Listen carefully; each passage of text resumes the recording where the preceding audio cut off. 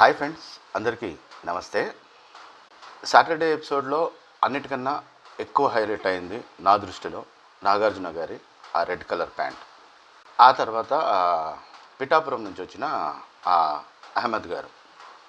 అంతేనా, ఇంకేం లేదా అంటే కొంతమందిని డైరెక్ట్గా ఎక్స్పోజ్ చేశారు, కొంతమందిని ఇండైరెక్ట్గా ఎక్స్పోజ్ చేశారు. ఎగ్జాంపుల్, ఫస్ట్ ఒక సీన్ చూపించారు. దాంట్లో సాయి తనుజకు చెప్పడం చూస్తాము. ఆ తర్వాత తనుజ వెళ్ళి మాధురి గారి ఒళ్ళో తలపెట్టుకుని అదే విషయాన్ని ఆమెకు మళ్ళీ చెప్పేయడం చూశాను. కానీ అదే తనుజ గారు ఆ తర్వాత ఎపిసోడ్లో నాకు ఆవిడకు ఏం పెద్ద బాండింగ్ ఏం లేదు, అసలు ఆమె ఎలిమినేట్ అయిపోయినా కూడా నేనేం పెద్ద ఫీల్ అవను అని చెప్పాను, ఆమె అడిగితే అని చెప్పారు కదా. కానీ వాళ్ళు చెప్పిన విషయాన్ని వెళ్ళి ఆమె ఒళ్ళో తలపెట్టుకుని మరి ఆమెకు చెప్పిన పద్ధతి చూస్తే ఆమెకు తెలియని బాండింగ్ అయితే ఏదో ఖచ్చితంగా ఉంది అనే విషయాన్ని ఎక్స్పోజ్ చేశారు. అంటే తనుజ మాట్లాడేది ఒకటి, చేసేది ఒకటి అనే విషయాన్ని ఎక్స్పోజ్ చేశారు అనిపించింది నాకైతే. తర్వాత రమ్య మాధురికి బోర్డు వేశాక ఒక టాపిక్ జరిగింది. ఏది, మీరు మీ మనీని అంతా ఎందుకు ఇచ్చేశారు అని చెప్పి.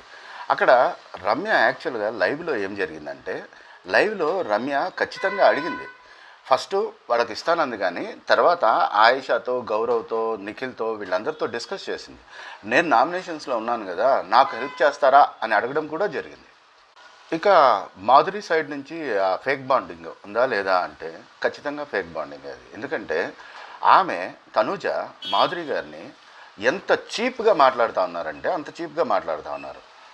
ప్రతిదానికి పిలుస్తావు, రా నువ్వే ఇక్కడికి రా, ఇట్లా మాట్లాడుతూ ఉన్నా కూడా ఆమె ఆమె ఆమె ఆమె ఆమె తనకు తాను ఒక స్టేచర్ ఉంది, నాకు నేను చాలా తోపు అని ఫీల్ అవుతూ ఉంటారు మాధురి గారు. మనం అందరం చాలా క్లియర్గా ఎవిడెంట్గా చూసాము.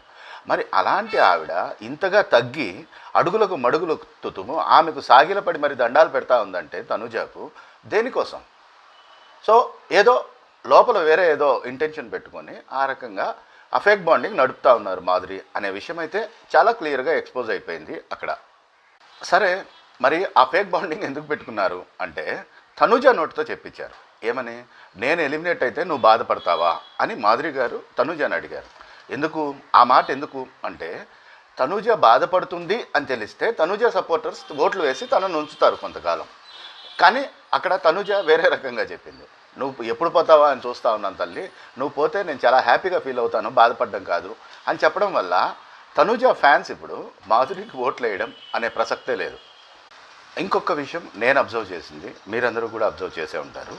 ఎన్ని ఎక్కువ బోట్స్ పడితే అంత ఎక్కువ సంతోషంగా ఫీల్ అవుతున్నారు మాధురి గారు. ఎందుకంటే ఆవిడ తనుజతో అన్న ఒక మాట లైవ్లో, ఇక్కడ మనల్ని జనాలు ఎంతగా తొక్కితే బయట జనాలు మనతో అంతగా నిలబడతారు అని ఒక మాట చెప్పారు. అంటే సింపతి జనరేట్ అవుతుంది అని. సో తనకు ఎక్కువ బోట్లు పడే కొద్దీ దాన్ని ఒక పాజిటివ్ విషయంగా తీసుకుంటున్నారు. ఏది, బయట ఇక జనాలంతా నా సైడ్ నిలబడిపోతారు, ఇక నేను తోప్ కంటెస్టెంట్ అయిపోతాను అనేది మాధురి గారి వ్యూ పాయింట్. కానీ ఒక్క విషయం మాత్రం చాలా చాలా క్లియర్. ఒక్కసారి మాధురి గారికి కాన్ఫిడెన్స్ వచ్చిందంటే బయట నేను ఒక తోప్ కంటెస్టెంట్ అయ్యానని, ఆ తర్వాత తనుజాకు ఉంటుంది ఆమె చేతిలో రివిట్టే, మామూలుగా ఉండదు.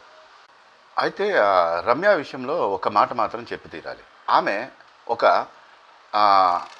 ముందే ఒక మైండ్ సెట్, ఒక ప్లానింగ్తో వచ్చేసారు ఏదో. ఆ ప్లానింగ్ను మళ్ళీ తర్వాత సిచ్యుయేషన్స్కి తగినట్టుగా అడాప్ట్ చేసుకుంటూ మారట్లేదు. దానివల్ల ఆవిడ ఈరోజు ఎలిమినేట్ అయిపోయారు అనిపించింది నాకైతే.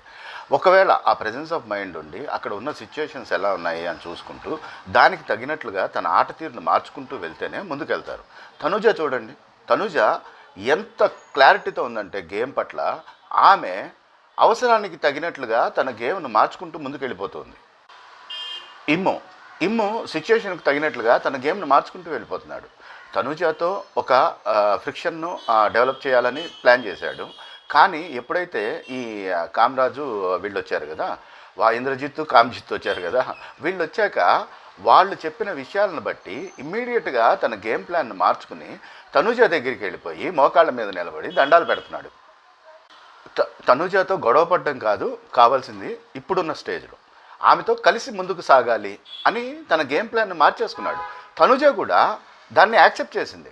మనం ఇంతకుముందు ఏదైతే మన కెమిస్ట్రీ ఉందో అలా కెమిస్ట్రీ కొనసాగిద్దాము అని తనుజ కూడా అనుకుంటోంది. అంటే వీళ్ళు ఏవి అవన్నీ కేవలం గేమ్గానే చూస్తున్నారు, దేన్ని మనసుకు తీసుకోకుండా గేమ్కి తగినట్లుగా తమను తాము మార్చుకుంటూ ముందుకెళ్తున్నారు.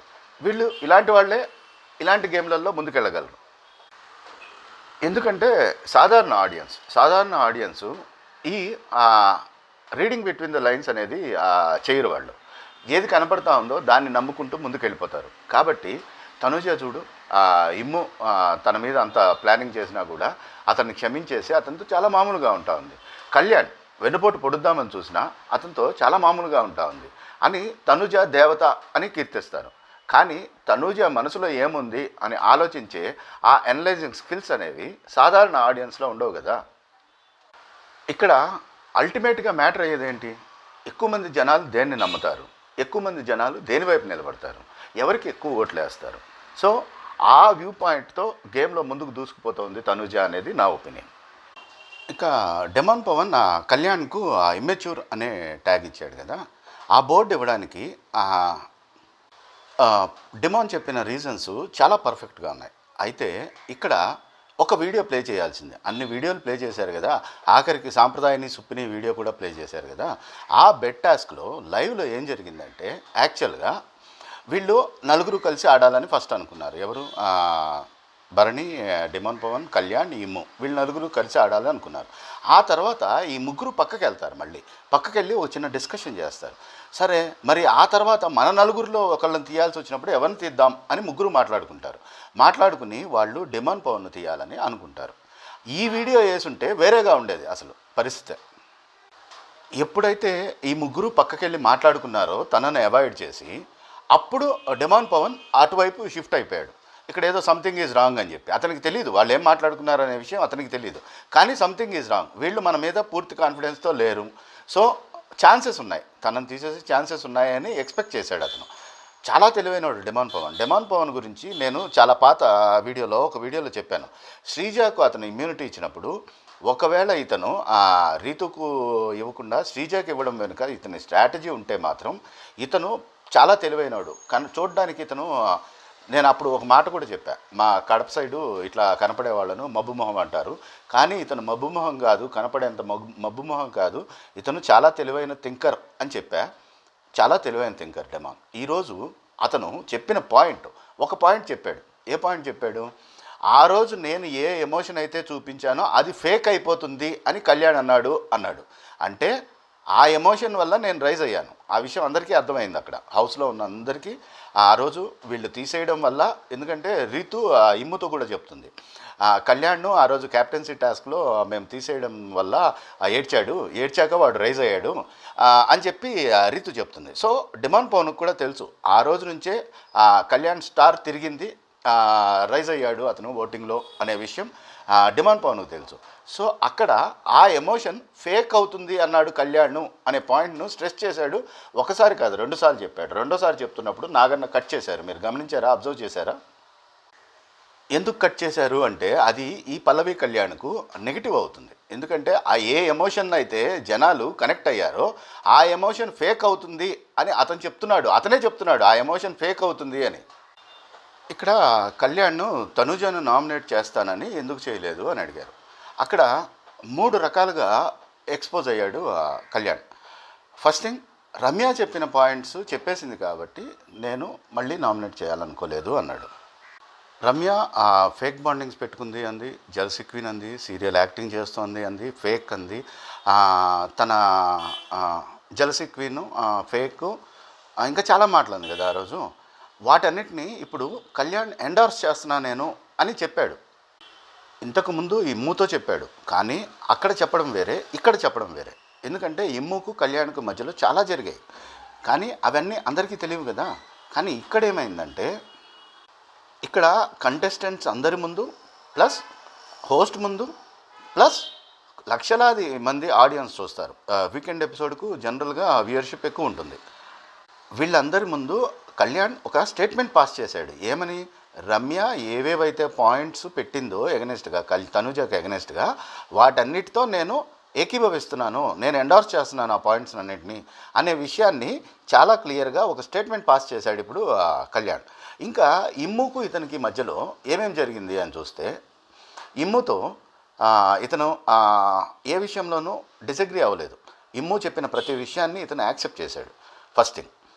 సెకండ్ థింగ్, ఇమ్ము వచ్చి ఆయేషా ఎప్పుడైతే రమ్యాక సాయితో ఆయేషా చెప్పిందని సాయి చెప్తాడు ఇమ్ముకు. తనను నామినేట్ చేసినా ఉపయోగం లేదు, తను ఏ పొజిషన్లో ఉందో ఆ పొజిషన్ను రీప్లేస్ చేస్తే అప్పుడు ఆటోమేటిక్గా వెళ్ళిపోతుంది అని చెప్పింది ఆయేషా. ఇప్పుడు నామినేట్ చేయడం వల్ల ఉపయోగం లేదని చెప్పింది అనగానే అక్కడ ఇమ్ము సాయిని అడుగుతాడు, సరే తనుజ వద్దు అంటే, కళ్యాణ్ వద్దు అంటే తనుజని చేస్తావా అని అడుగుతాడు. సాయి అక్కడ నేను సో ఈ రీజన్తో, ఆయేషా చెప్పిన రీజన్తో నేను ఆ డెసిషన్ మార్చుకున్నాను. తనుజ కళ్యాణ్ అనుకున్నాను, కానీ తనుజకు నేను నామినేట్ చేయదలుచుకోలేదు, కళ్యాణ్ నామినేట్ చేస్తాను అంటే ఇమ్ము సాయిని అడుగుతాడు, సరే నేను కళ్యాణ్ నువ్వు నామినేట్ చేస్తావనే పాయింట్కు నేను వద్దు అన్నాను అనుకో, అప్పుడు నువ్వు తనుజని చేస్తావా అని అడుగుతాడు సాయిని. అడిగాక అక్కడి నుంచి లేచి పరిగెత్తుకుంటూ మళ్ళీ కళ్యాణ్ దగ్గరికి వెళ్తాడు. వెళ్ళి అరే కళ్యాణ్ చూడు, పాయింట్స్ పెట్టు, జాగ్రత్త, హైప్ రాకుండా చూసుకుని పాయింట్స్ పెట్టేసి వచ్చేసాయి వెనక్కి. అసలే భరణి గారు వెళ్ళిపోయారు, ఇప్పుడు పొరపాటున కానీ నా అనుకున్న వాళ్ళే నన్ను వెన్నుపోటు పొడిచారు అని ఏడ్చిందనుకో కూర్చుని, అయిపోతాం మనం అని చెప్తాడు. దాన్ని కూడా ఏమాత్రం ఖండించడు కళ్యాణ్, దాన్ని కూడా ఓకే అని యాక్సెప్ట్ చేస్తాడు. ఆ తర్వాత నామినేషన్స్ అయిపోయాక వీళ్ళిద్దరు మాట్లాడుకున్నప్పుడు ఇమ్ము ఆ వర్డ్స్ అన్నాడు కదా, చచ్చిపోయే మొక్కకు నీళ్లు పోసి పెంచావురా కళ్యాణ్ అన్నప్పుడు కూడా, ఏందన్నా నువ్వు తనుజ గురించి అట్లా మాట్లాడతావు, తనుజని చచ్చిపోయే మొక్క అది ఇదని ఎందుకు మాట్లాడుతావు అన్నావు, నేను జస్ట్ నామినేట్ చేయాలనుకున్నాను అంతే అని చెప్పలేదు అతను. సారీ అన్న తప్పైపోయింది అని చెప్పాడు. అంటే ఆ పాయింట్తో కూడా ఇతను ఏకీభవిస్తున్నాడు. ఈ విషయాలన్నీ నేను చాలా క్లియర్గా కన్నింగ్ బ్రదర్స్ అని వీళ్ళిద్దరికి పేరు పెట్టి మరి ఒక అనాలిసిస్ చేస్తున్నాను. ఆ అనాలిసిస్లో ఇంకా క్లియర్గా చెప్పాను. తర్వాత ఇమ్ము ఆ మాటలు అనే వీడియో వేశారు కదా, వేశాక ఇమ్ము ముఖంలో కత్తి వాటుకు నెత్తురు చుక్క లేదు అంటారు కదా, మాడిపోయింది మొహం పాపం, పూర్తిగా దొరికిపోయాడు, రెడ్ హ్యాండెడ్గా దొరికిపోయాడు.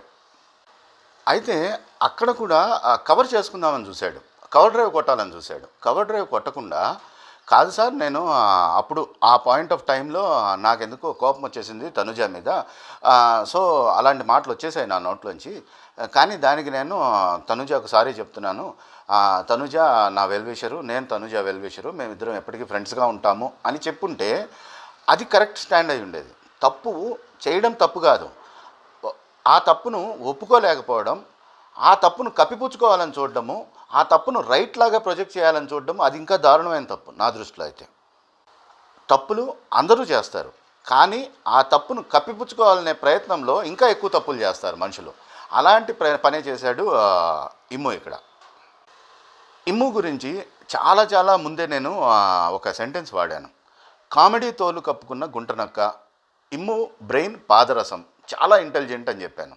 చాలా ఇంటెలిజెంటు, అతని బ్రెయిన్ పాదరసమే, కానీ అతని తెలివితేటలను రాంగ్ ట్రాక్లో ఉపయోగిస్తున్నాడు. ప్రాపర్ ట్రాక్లో ఉపయోగించుకుంటే అతను చాలా మంచి కంటెస్టెంట్ అని చెప్పాను.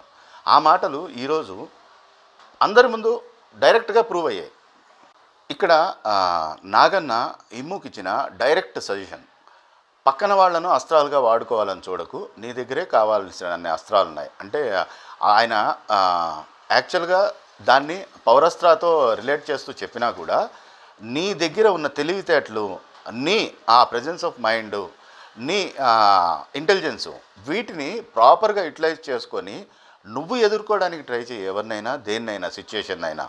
అంతేగాని వేరే వాళ్ళని అడ్డు పెట్టుకొని వాళ్ళ భుజాల మీద తుపాకీ పెట్టి కాల్చాలనే ప్రయత్నం అనేది అది రాంగ్ మెసేజ్ వెళ్తుంది ప్రజల్లోకి అని చాలా డైరెక్ట్గా చెప్పారు ఇమ్ముకు. ఇమ్ము ఇక్కడ ఒక భయంకరమైన పేలుడు శక్తి కలిగిన ఒక ల్యాండ్ మైన్ను తయారు చేశాను నేను అనుకున్నాడు. దాన్ని కళ్యాణ్ తనుజ ఇద్దరి మధ్యలో ప్లాంట్ చేశామంటే పేలుతుంది, ఇద్దరూ లేచిపోతారు అనుకున్నాడు. 2 birds at 1 shot అనేది ఆ రోజు ఇమ్ము గురించి నేను చెప్పిన మాట. అందుకే కళ్యాణ్ను సెలెక్ట్ చేసుకున్నాడు, కళ్యాణ్తో చెప్పించాలని చూశాడు. 2 birds at 1 shot అనేది అతను అప్లై చేయబోయిన ఫార్ములా అని చెప్పాను. అయితే ఈ ల్యాండ్ మైన్ ఏదైతే తయారు చేసి వాళ్ళిద్దరి మధ్యలో పెడదామని పోతున్నాడో, ఆ ల్యాండ్ మైన్ ఇతని చేతిలోనే పేలిపోయింది అనిపించింది ఈరోజు ఎపిసోడ్ చూశాక. ఇక్కడ కావాలని చాలా క్లియర్గా చచ్చిపోయిన మొక్క లెమ్మ అని చెప్పి తనుజని లేపారు. తనుజ వెళ్ళి మ్యానిపులేటర్ ట్యాగు రమ్యకి ఇచ్చింది. ఓకే, ఇది ఒక రకంగా పగ తీర్చుకోవడం ఏంటంటే, ఫస్ట్ వచ్చినప్పుడు పచ్చళ్ళతో పాటు ట్యాగులు ఇచ్చింది కదా, ఆ ట్యాగ్ ఇచ్చింది కాబట్టి ఆ ట్యాగ్కు ప్రతిఫలంగా ఈ ట్యాగ్ నేను ఇస్తున్నాను అని చెప్పి పగ తీర్చుకోవడానికి ట్రై చేసింది. కానీ ఇక్కడ యాక్చువల్గా మ్యానిపులేటర్ అనే ట్యాగు ఎవరికి సూట్ అయ్యేది? ఈమె గినక నిజంగానే ఆ వీడియో చూసినప్పుడు ఆమె షాక్ అయ్యి ఆమె ఆ సిచ్యుయేషన్ కరెక్ట్గా అర్థం చేసుకుని అనలైజ్ చేసుకుని ఉంటే ఆ మ్యానిపులేటర్ ట్యాగ్ తీసుకెళ్ళి వేయాల్సింది ఇమ్ము మెడలో. కానీ తనుజ ఇమ్ముతో ఫ్రిక్షన్ కోరుకోవట్లేదు కాబట్టి ఇమ్ము మెడలో వేయదు. రమ్య ఇలాంటి చిన్న చిన్న చేపలను వేటాడుతుంది తనుజ. పెద్ద చేపలను ఏం చేస్తుంది? తన వలలో తనతో పాటు ఉంచుకుంటుంది. చిన్న చిన్న చేపలను మాత్రం పట్టుకుని వండుకుని తినేస్తుంది. పెద్ద పెద్ద చేపలను మాత్రం తనతో పాటుగా ఉంచుకుని నీళ్లు పోసి పెంచుతూ తన పక్కనే ఉంచుకుంటుంది. శత్రువుని ఎప్పుడు పక్కనే ఉంచుకో అనే ఫిలాసఫీని అప్లై చేస్తూ ఉన్నట్టు అనిపిస్తుంది తనుజ. మాధురిని తన పక్కనే ఉంచుకుంది. ఇక్కడ కన్నింగ్ బ్రదర్స్ ఎనాలిసిస్లో నేను మిస్ చేసిన ఒక పాయింట్, మాధురి గురించి రగిలిపోతున్నా నేను అని కళ్యాణ్ చెప్పాడు. ఎక్కడ క్యాప్టెన్సీ రూమ్లో ఒక చిన్న డిస్కషన్ జరిగింది వీళ్ళకు, యూట్యూబ్లో కూడా ఉంది చూడండి అని చెప్పాను కదా. అక్కడ యాక్చువల్గా అతను ఏంటంటే, అతను తనుజతో నువ్వంటే నాకు పిచ్చి, నువ్వంటే నాకు ప్రాణం, నీ మీద పడి చచ్చిపోతున్నా అనే మాటలు వినాలని తప్పించాడు. కానీ అక్కడ అతను చెప్పిన మాటలు నిన్ను ఆమె ఆ రకంగా కమాండింగ్గా అలా చులకనగా చూస్తూ ఉండడం నాకు నచ్చట్లేదు అని చెప్పాడు కదా. మరి మాధురిని కూడా నామినేట్ చేయకుండా సంజనాని ఎందుకు నామినేట్ చేశాడు?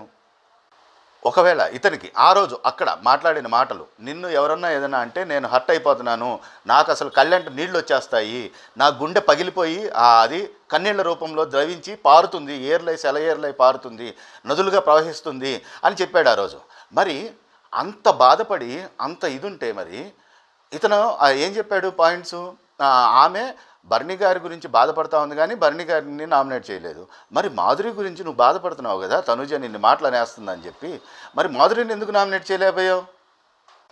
పైగా ఇంకొక మాట కూడా అన్నాడు లైవ్లో, మాధురి నన్ను ఎందుకు అలా టార్గెట్ చేస్తూ ఉంది అనే విషయం నాకు తెలుస్తుంది కొన్ని రోజుల్లో అన్నాడు. యాక్చువల్గా దాని ఇంటెన్షను అది నేను ఆ రోజు చెప్పాను, ఆ రోజు ఆ ఎనాలిసిస్లో ఏమని, మాధురి ఇతను ఒకే ఊరు నుంచి వచ్చారు, ఒకే ఏరియా నుంచి వచ్చారు. సో ఆ ఏరియా ప్రజల ఓట్లు ఏవైతే పడతాయో బిగ్ బాస్ వాళ్లకు రీజనల్ ఫీలింగ్తో, రీజనల్ అభిమానంతో ఏవైతే పడతాయో ఆ ఓట్లు చీలిపోతాయి అని మాధురి అభిప్రాయం అన్నట్లుగా ప్రొజెక్ట్ చేయాలని చూశాడు కళ్యాణ్ అక్కడ. మరి ఇన్ని పాయింట్లు మనసులో ఉన్నప్పుడు సంజనాని ఎందుకు చేశాడు? మాధురిని కదా చేయాలి కనీసం. మన మాటలు వేరే, చేతలు వేరే. కానీ చాలా దురదృష్టకరమైన విషయం ఏంటంటే, ఎక్కడ ఏ అన్అఫిషియల్ పోల్లో చూసినా కానీ టాప్ 1లో తనుజ, టాప్ 2లో కళ్యాణ్ ఉంటున్నారు. వీళ్ళ క్యారెక్టర్కు అన్ని ఓట్లు పడుతున్నాయంటే నిజంగా hats off to Bigg Boss viewers. Minimum basic ethics, minimum basic morals కూడా లేని వీళ్లను నెత్తి మీద పెట్టుకుని పూజించగలుగుతున్నారంటే అది కేవలం బిగ్ బాస్ వ్యూయర్స్ మాత్రమే చేయగలరు. ఇంకా చాలా బోర్డ్స్ ఉన్నాయి కానీ ఇంకా వీటిలో ఇంట్రెస్టింగ్గా అనిపించిన తర్వాత బోర్డు ఏంటంటే సంజన రోడ్ రోలరు అన్న విషయాన్ని గురించి వీడియో ప్లే చేశారు. ఇక్కడ అది తప్ప రైటా అంటే మనము వాళ్ళందరినీ చూసినప్పుడు నా వ్యూ పాయింట్ అవుట్ చెప్పాను. మురుక్కాలలో మురికిని పాయింట్అవుట్ చేసినట్టే. ఎందుకంటే ఇక్కడ దివ్య ఏమీ అంత మంచి ఎథిక్స్ ఉన్న వ్యక్తి ఏం కాదు. ఎందుకంటే ఆవిడ వెనకాల ఒక రకంగా ముందు ఒక రకంగా మాట్లాడే వ్యక్తి. ఆ విషయాన్ని కూడా వీడియో వేశారు. ఆమెమో అక్కడ నేను అసలు పరమాణం వండితే చల్లారదు అన్నట్టుగా చెప్పింది.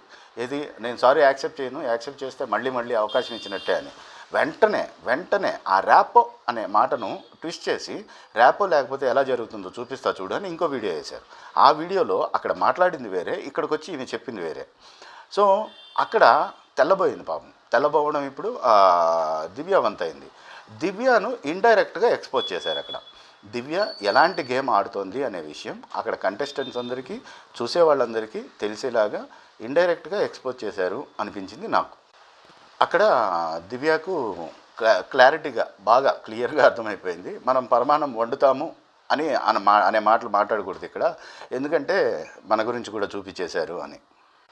ఇక last but not least Ahmed వీళ్ళను మిస్గైడ్ చేశాడు అనిపించింది కళ్యాణ్ను, తనుజాను. ఇతన్ని మనము ఇంతకుముందు సీజన్లలో కూడా చూసాము. చాలాసార్లు చూసాం ఇతన్ని మనం. ఈ పిఠాపురం అహ్మద్ అనే అతన్ని ఇంతకుముందు సీజన్లలో కూడా చూసాం. ఇతను ఆ బయటకు ఆ వచ్చి కూర్చునే వ్యూయర్స్లో రెగ్యులర్ ప్లేయర్ ఇతను. ఇతను చెప్పింది మీ ఇద్దరి మీద మాకు క్లారిటీ ఉంది అన్నాడు. ఏం క్లారిటీ ఉంది నీకు? కళ్యాణ్ ప్రపోజ్ చేశాడు ఆమెకు, ఆమెమో ఫస్ట్ బ్రదర్ అంది, ఆ తర్వాత బ్రదర్ నుంచి ఫ్రెండ్ అంటా ఉంది ఇప్పుడు.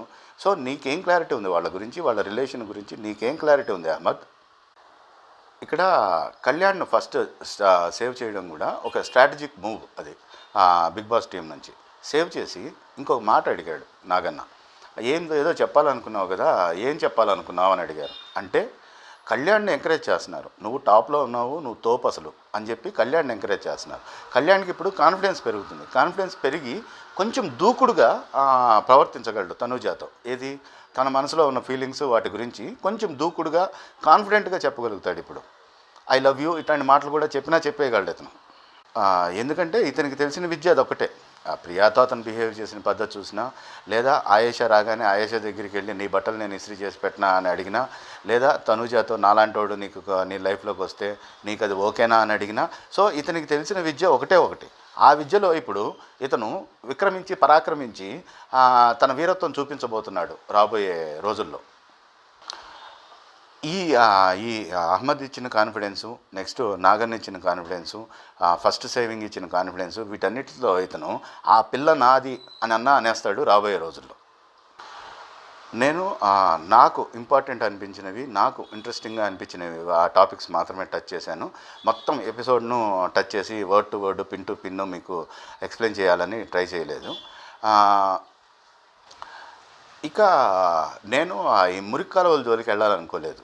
మురికి కాలువలు, ఆ మురికి కాలువల్లో ఉన్న మురికి, ఇలాంటి వాటిని పట్టించుకోవాలని ట్రై చేయలేదు. అయితే ఇంకొక పాయింట్ నేను మిస్ చేసింది ఏంటంటే, రీతును అదే పనిగా మాధురి మాట్లాడినప్పుడు నువ్వు సైలెంట్గా ఉండాల్సింది అని అదే పనిగా ఆమెను అనడం చూస్తే రీతు మీద ఒక సింపతి యాంగిల్ క్రియేట్ చేయాలనే ప్రయత్నం కనపడింది బిగ్ బాస్ టీంలో. మీరేమంటారు? నేనేమన్నా పాయింట్స్ మిస్ చేశానంటారా?